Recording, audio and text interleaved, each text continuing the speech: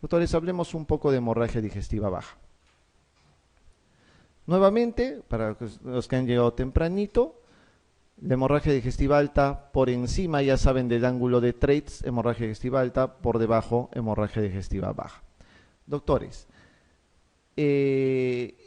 no olvidar el hecho nuevamente de manejar los conceptos. Signos y síntomas en paciente con hemorragia digestiva baja es más frecuente hematoquesia, mucho más frecuente hematoquesia.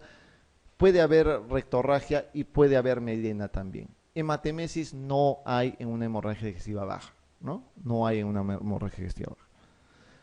A no ser que sea una de repente muy alta, ¿no? De repente una yeyunal por ahí masiva que podría dar, pero usualmente no es lo correcto, ¿no? Pregunta de examen, doctores, hasta el cansancio. Otra pregunta que hacen todos los años. Hacen la misma pregunta, todos los años. Sé que estoy cantando siquiera una pregunta típica para este año. Todos los años preguntan lo mismo. ¿Cuál es la causa más frecuente de hemorragia digestiva baja? Y la más frecuente es la enfermedad diverticular de colon. Doctores, acá viene la chapada y donde caen otra vez. ¿Cuál sangra, la diverticulosis o la diverticulitis? Ese es el punto. La diverticulitis es una inflamación, no sangra, es una inflamación de los divertículos. Lo que sangra es la diverticulosis, ¿de acuerdo? Entonces no se vayan a confundir con eso. Esa es la pregunta más famosa y la más común de hemorragia digestiva baja. La preguntan hasta el cansancio y a cada rato, ¿ya? ¿Cuál es la ubicación más frecuente de la enfermedad diverticular? Sigmoides, ¿no? Entre sigmoides y descendentes, la ubicación más frecuente de la enfermedad diverticular. Esto que ustedes pueden ver acá, no tomen todavía bien en consideración, porque según como ustedes ven, es un estudio del Hospital Rebagliati hecho entre el 94 y 2006, donde se ve que la causa más frecuente lejos es la hemorragia digestiva baja por enfermedad diverticular. Pero la otra pregunta de examen es ¿cuál es la segunda causa más frecuente? Y esa es la pregunta que están haciendo más frecuentemente ahora es eso. ¿Cuál es la segunda causa de hemorragia digestiva baja más frecuente? No es el cáncer, doctores, no es el cáncer. Utilicen esto que menciona la bibliografía más frecuentemente. Son las angiodisplasias, ¿ya? Primer lugar, los divertículos. Segundo lugar, las angiodisplasias. Esa es la segunda causa más frecuente de hemorragia digestiva baja. Ahora, ¿qué viene después? Eso sí es muy variable dependiendo del centro hospitalario donde estén, ¿no? Puede haber colitis ulcerativa o enfermedad de Crohn, por ejemplo, en Europa es frecuentísimo, acá no lo vemos. Cánceres en los centros como el INEM, por ejemplo, pueden tener más frecuentes las causas por cánceres o por proctitis por radiación, por ejemplo, ¿no? Entonces, eso es muy variable. En líneas generales, las preguntas para el examen son dos. La causa más frecuente, que es diverticulosis, y la segunda causa más frecuente, que es angiodisplasias. Por lo demás, es variable dependiendo del lugar donde esté. Esto es divertículo. Estos son los divertículos. Miren. Esto es un colon sigmoides y estos son los divertículos. Divertículo, divertículo, ¿no? Son saculaciones que se forman en el colon. Y esto es lo que pasa con un divertículo. Empieza a sangrar, ¿no? Esa es la causa más frecuente de hemorragia digestiva baja. ¿Qué harían con eso? ¿Qué hacen con ese divertículo? ¿Qué se imaginan? A ver, después de todo lo que he dicho, ¿qué podrían hacer? Lo primero que harían, ¿qué es? Gritar, persignarse. Lo primero que hacen es inyectoterapia. Lo segundo que hacen, ¿qué le ponen? Le ponen probeta, le ponen argón, le ponen clip. ¿Qué le harían? ¿Qué se imaginan que pueden hacer con un orificio así? Clip, pues, le ponen un clip nada más y se cierra y se acabó el problema. Y eso es todo lo que se hace, inyectoterapia y un clip ahí al lado. Y se acabó y se solucionó el problema, ¿no? Esto de acá es la segunda causa más frecuente, angiodisplasias, doctores. ¿Qué son las angiodisplasias? Son malformaciones vasculares, miren, malformaciones vasculares. que suelen ser pequeñitas, ¿ah? Este es con magnificación, este está agrandado, pero usualmente no son más de medio centímetro, 6 milímetros, 7 milímetros, pero este está agrandado obviamente, pero es para que vean mejor cómo es una angiodisplasia. ¿Qué hacen con esto? ¿Cuál es el tratamiento de una angiodisplasia? Eso sí tienen que cauterizar y eso sí tienen que ponerle argón plasma. Ese es el tratamiento, el argón plasma para angiodisplasias, ¿ya? Es quemarlo. Tienen que quemar ese vaso. ¿Pueden ponerle probeta caliente y quemar también pegando? Sí, también pueden hacerlo, pero usualmente se utiliza argón plasma como primera elección. Para cánceres que son otra causa frecuente de hemorragia digestiva baja, fundamentalmente pues es quirúrgico, ¿no? Miren, otra neoplasia tremenda, lesión proliferativa, ulcerada, bien alterada, ¿no? La enfermedad inflamatoria intestinal, tanto la colitis ulcerativa como el Crohn, también pueden dar hemorragias digestivas bajas. La colitis pseudomembranosa, ¿no? La colitis pseudomembranosa, ¿que es producida por quién? ¿Por quién es producida la colitis pseudomembranosa? Eso es pregunta de examen, ¿ah? Por Clostridium, ¿no? ¿Qué Clostridium? Difícil, ¿no? No el Perfringens, cuidado que se olviden de eso. ¿Y por qué se produce una colitis pseudomembranosa?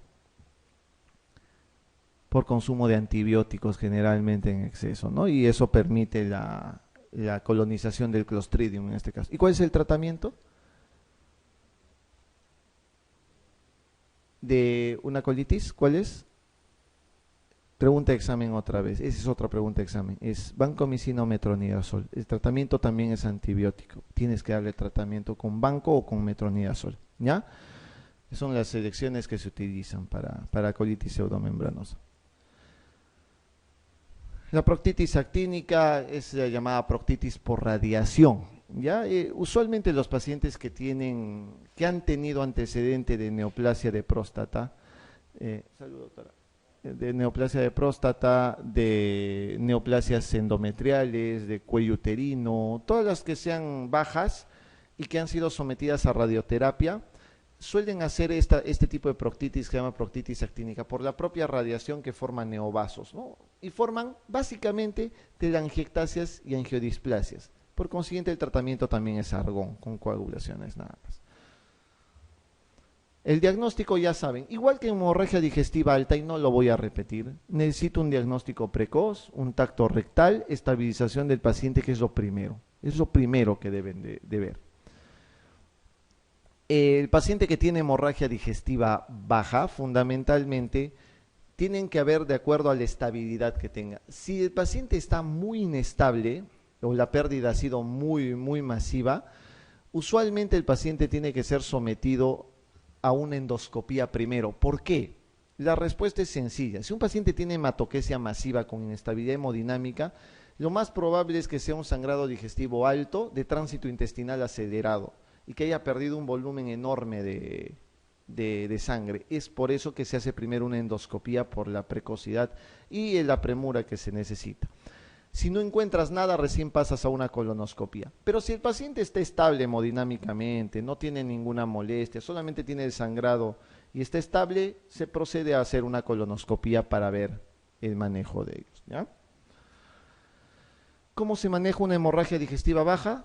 Ya saben, hasta el cansancio con lo mismo, soporte hemodinámico, el ABC nada más. Luego el manejo endoscópico y el manejo quirúrgico si se requiriera.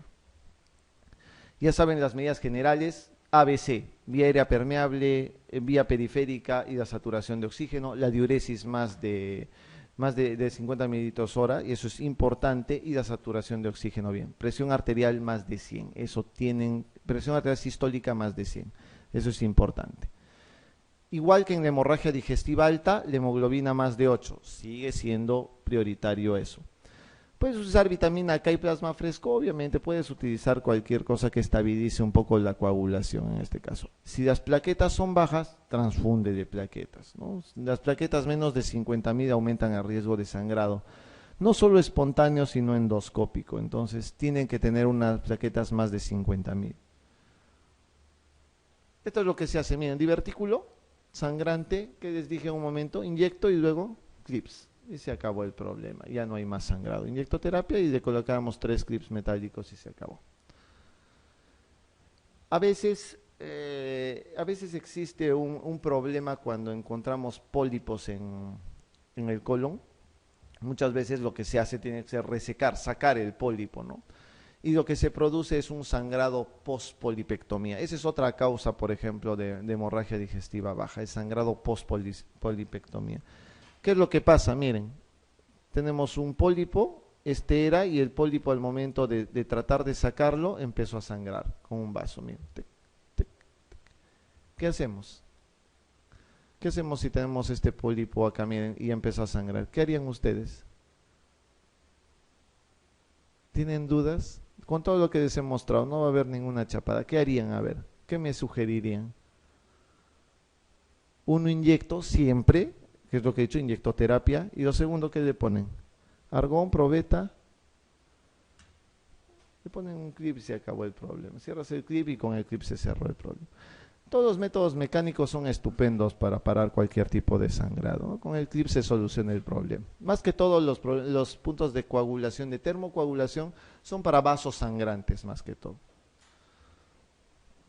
Esto es lo que se hace con una proctitis actínica, se quema con el argón, quemar, quemar, quemar, quemar. Incluso se ve bien marcado, ¿no? Todo esto, pero es un paciente que tiene una proctitis actínica severa y lo que se ha hecho es quemar todos los vasitos que hay, ¿no? Y eso es lo que se, eso así deja un poco el argón. Se nota que es un poco feo, pero usualmente es satisfactorio terminado el procedimiento, ¿no? Conclusiones de esto: la hemorragia digestiva baja es menos frecuente y menos dramática que la alta, eso es cierto.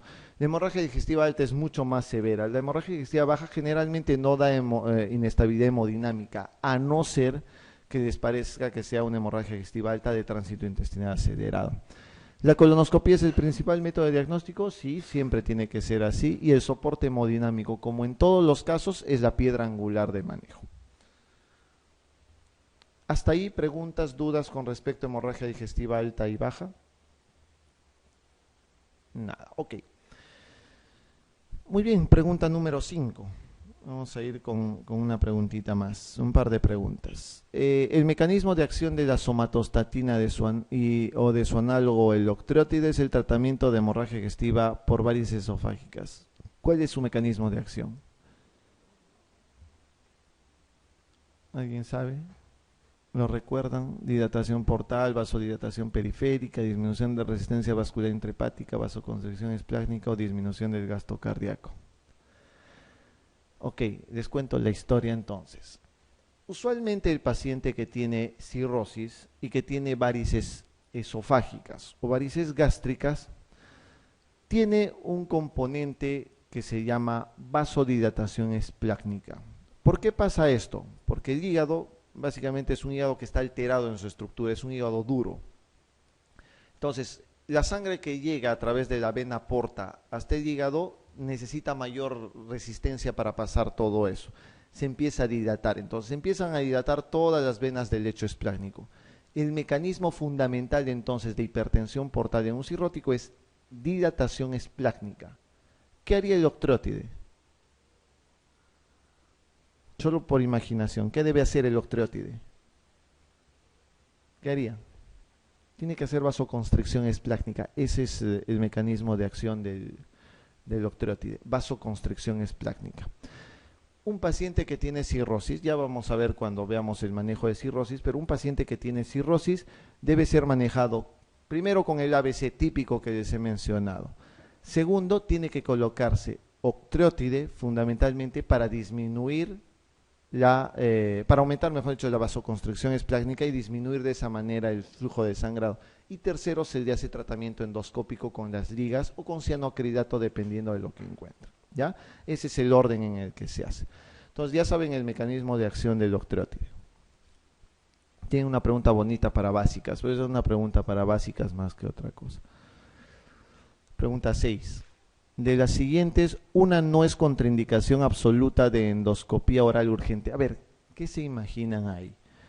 A esto sí necesito que piensen un poquito. ¿Cuál no es una contraindicación absoluta de endoscopía oral urgente?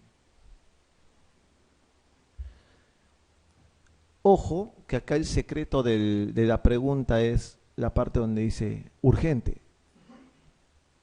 La parte de urgente es el punto, ¿no? O sea, acá el secreto de la pregunta es lo de urgente. ¿Cuál les parece?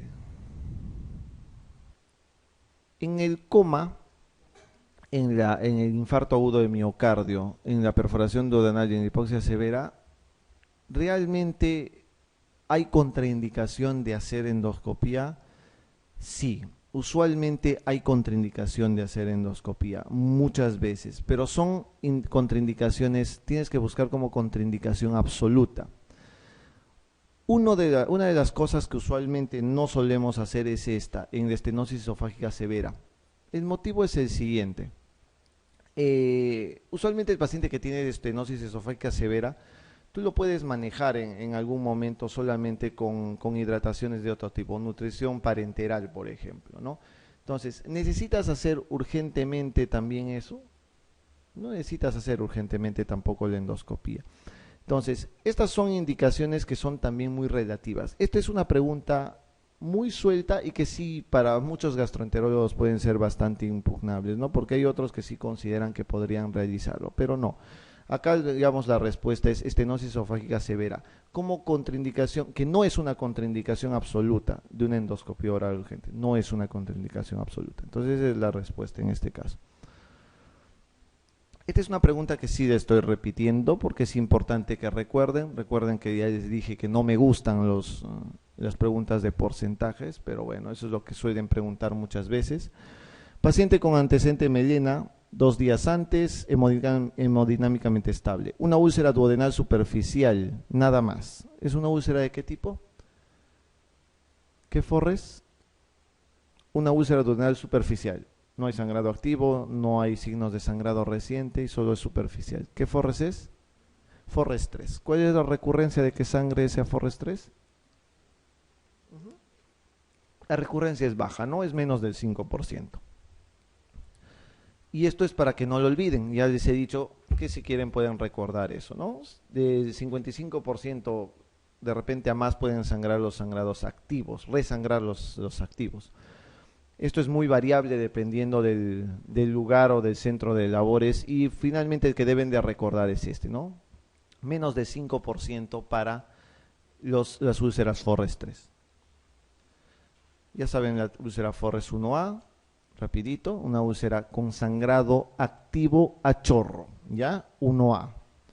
1B, sangrado activo pero en napa, en babeo o resumante. Esos son los términos que se utilizan.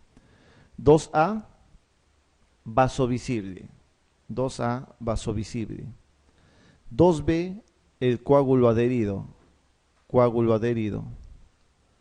2C, la mancha sucia o la mácula oscura, mancha o fibrina sucia. Y finalmente, la Forres 3, que es con fibrina limpia, básicamente, fibrina limpia. Pregunta 8. Un paciente de 46 años sin antecedentes clínicos de interés acude al servicio de urgencias por realizar en las 8 horas previas 2 deposiciones de aspecto mediénico. En las últimas 48 horas refiere haber tenido molestias vagas en mi abdomen superior. En la anamnesis no describe ingesta previa de fármacos potencialmente gastroerosivos, ¿no? ¿Cuál le parece la causa más probable de hemorragia digestiva alta en este paciente?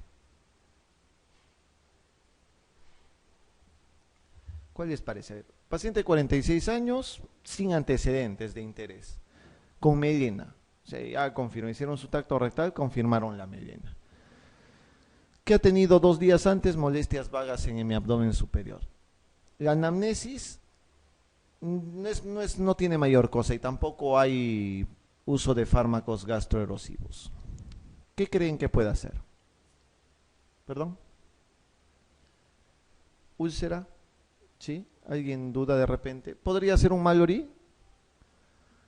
El Mallory requiere primero el vómito, ¿no es cierto? Usualmente para que haya un caso clínico de Mallory Weiss les van a pedir que haya un paciente con alcohólico, vómito o una anoréxica que está vomitando. Entonces no. Esofagitis erosiva.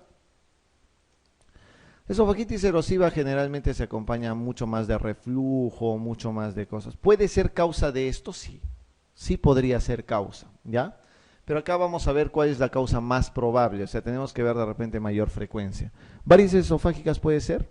No, ¿por qué? Porque no tiene estigmas el paciente, ¿no? No tiene estigmas hepáticos, no tiene un antecedente importante, entonces no es probable que sea una varice. ¿Úlcera?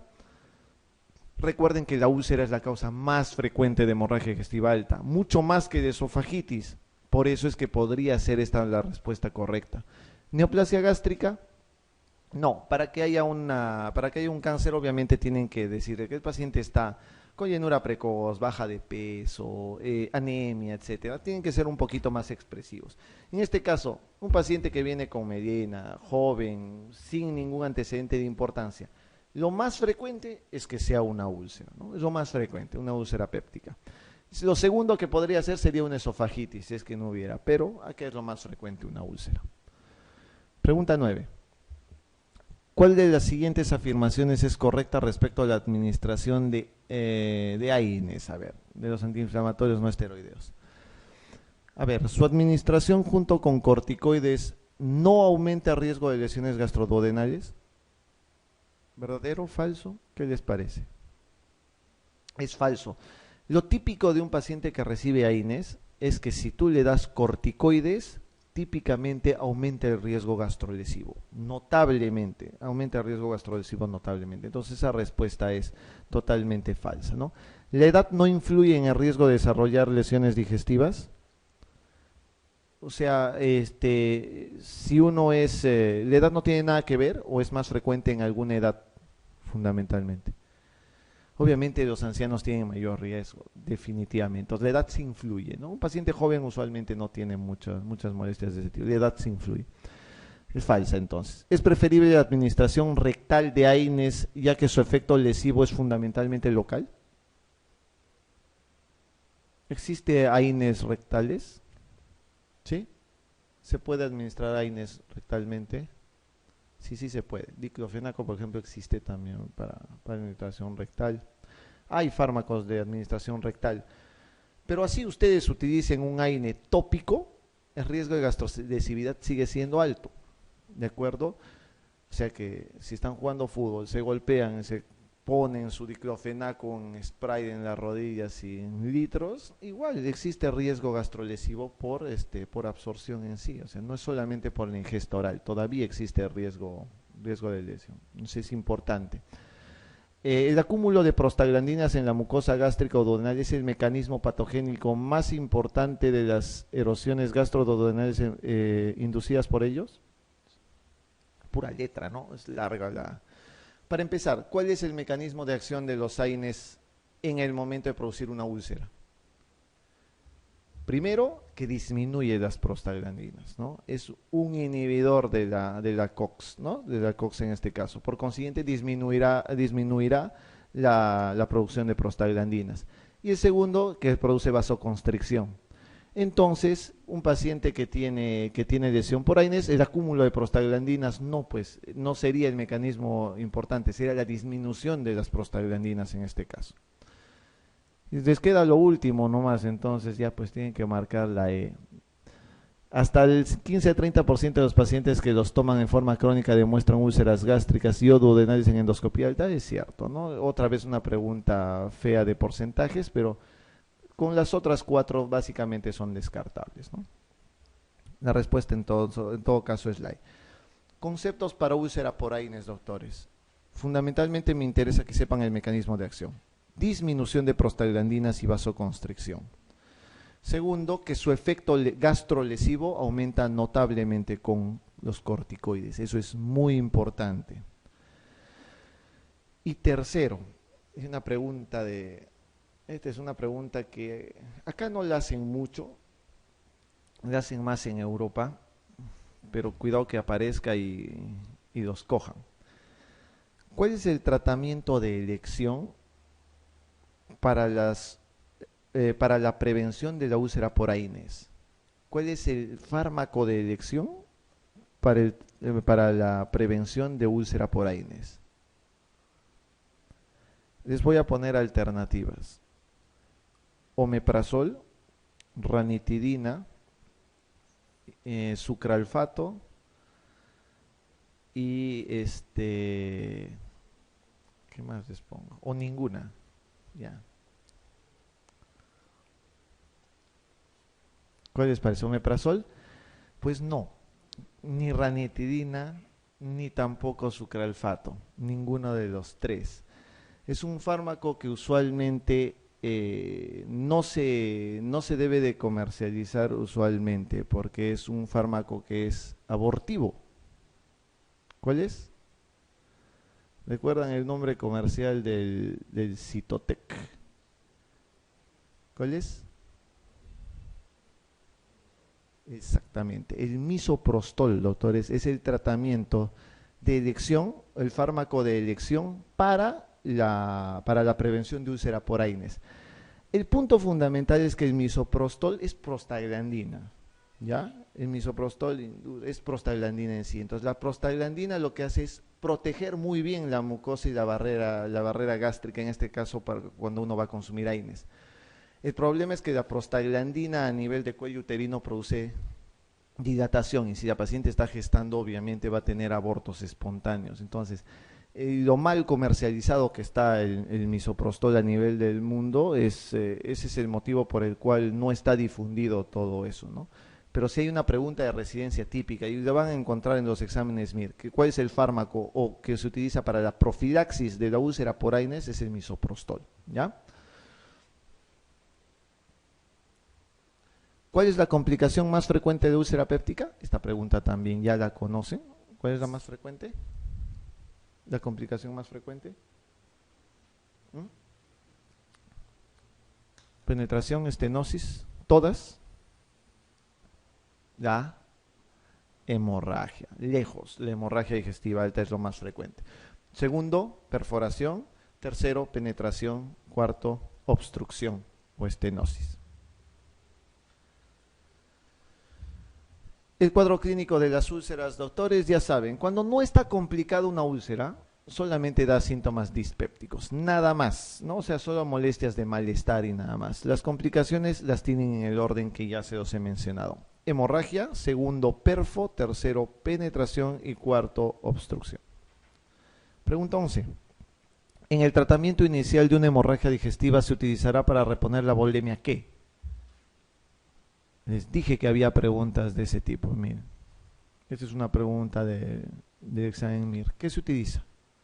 Les he dicho que se usa todo, pero les he dicho que lo que debes de usar más frecuentemente es suero. Pero acá la pregunta no es cuál debes de usar realmente en primera elección, sino cuál es en el tratamiento, qué se utilizará. Se puede utilizar todas, pues. O sea, sí es cierto que puedes utilizar expansores, gelatinas, lactato, cristaloides de extra, todo lo que ustedes quieran pueden utilizar, pero lo que deben utilizar primero es cristaloides, siempre, o sea, cloruro de sodio, fundamentalmente, o dextrosa, pero estos no son dextranos, son dextrosas. Entonces, ya he dicho, presten atención a las preguntas, presten atención a las preguntas. Pregunta 12. La causa más frecuente de hemorragia digestiva alta en pacientes con anorexia.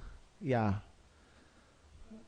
Así es, ¿no? Paciente que se induce al vómito, paciente que tiene vómitos frecuentemente, se desgarra la mucosa esofagogástrica y se produce un síndrome de Mallory-Weiss. Muy bien. Pregunta 13. ¿Cuál de los siguientes factores se relaciona con una mayor mortalidad en hemorragia digestiva alta? Mayor mortalidad. A ver, jóvenes, hemoglobina con 10 al ingreso, hemorragia por varices, hemorragia por úlcera o presión sistólica mayor de 110 al ingreso. ¿Cuál es? Claro, ¿no? O sea, si se dan cuenta, acá son todos los factores de riesgo inicial al momento del monitoreo. Un paciente joven tiene menos mortalidad que un paciente adulto, obviamente. Hemoglobina mayor de 10, paciente básicamente estable, ha perdido sangre, pero la hemoglobina está más de 8, entonces está estable. La hemorragia por varices usualmente tiene mayor mortalidad por ser masiva, por ser mucho mayor en volumen. La hemorragia por úlcera, eso no es más que una hemorragia por varices, eso tienen que tenerlo en claro. Una hemorragia por varices es más catastrófica que una hemorragia por úlcera. Y la presión sistólica más de 110, obviamente el paciente está estable, no hay mucha mortalidad. Por consiguiente es correcto lo que me dicen, ¿no? Una hemorragia por varices esofágicas, ¿no? Ya saben, 70-80% de las varices suelen ser esofágicas, el 10 al 15% gástricas, no lo olviden, ¿no? Más, las que sangran más, las esofágicas. Las que mayor mortalidad dan son las gástricas, ¿de acuerdo? Cuidado que se confundan con la pregunta anterior. Acá dice cuál es la que da mayor mortalidad, pero mayor mortalidad de estas alternativas. De estas alternativas. Si comparan entre ambas, la gástrica es más que la esofágica. Pregunta 14. ¿Cuál es la respuesta correcta en este caso? ¿El hematocrito es siempre tempranamente anormal en una hemorragia digestiva alta?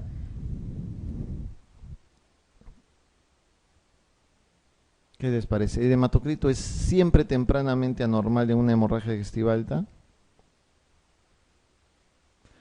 Ojo, cuando ustedes le toman rápidamente el hematocrito a un paciente que acaba de sangrar, muchas veces el hematocrito puede estar normal o discretamente bajo. Si tuvo 14, está en 13, entonces no necesariamente es anormal de inmediato, no necesariamente, ¿ya? Entonces el hematocrito sí es cierto que se toma, a veces está normal y eso hay que tener cuidado. Cuidado con estas palabritas, siempre, ¿no? Mucho cuidado con esas palabritas, usualmente esas son falsas. Aspirado claro a través de la sonda nasogástrica asegura que no existe sangrado digestivo alto. No, las cosas absolutas son un problema. O sea, el hecho de que tú hagas un aspirado en una sonda y no encuentres nada, no implica que ese paciente no esté sangrando, ¿no? Entonces, es básicamente eso, otra falsa. El sangrado por varices esofágicas ocurre cuando la presión intravaricial es de 8. Esa es una pregunta maldadosa, una alternativa maldadosa. Pero deben de saber ustedes que las varices esofágicas sangran espontáneamente cuando existe más de 12 milímetros de mercurio, más de 12, ¿ya? El riesgo de sangrado aumenta cuando es más de 10, pero el sangrado espontáneo más de 12. Entonces, más de 8 no es, ¿no? Esta alternativa también es falsa. ¿El síndrome de Mallory-Weiss es una rotura esofágica por vómito? ¿Sí? ¿Sí? ¿Rotura esofágica por vómito? ¿Sí? ¿No? No. Es un desgarro de la unión esófago-gástrica. ¿Qué cosa es la rotura esofágica por vómito? ¿Qué nombre tiene? Síndrome de Boerhaave, ¿no? Síndrome de Boerhaave. Ese es el nombre de la rotura esofágica por vómito. Entonces, ninguna acá es correcta, ¿no? Todas son falsas. Otra pregunta bonita. De las siguientes que se citan a continuación, ¿cuál es la causa más frecuente de hemorragia digestiva baja en pacientes mayores de 70 años? Esta es una pregunta del examen de San Marcos. ¿Cuál es la causa más frecuente de hemorragia digestiva baja en pacientes mayores de 70 años?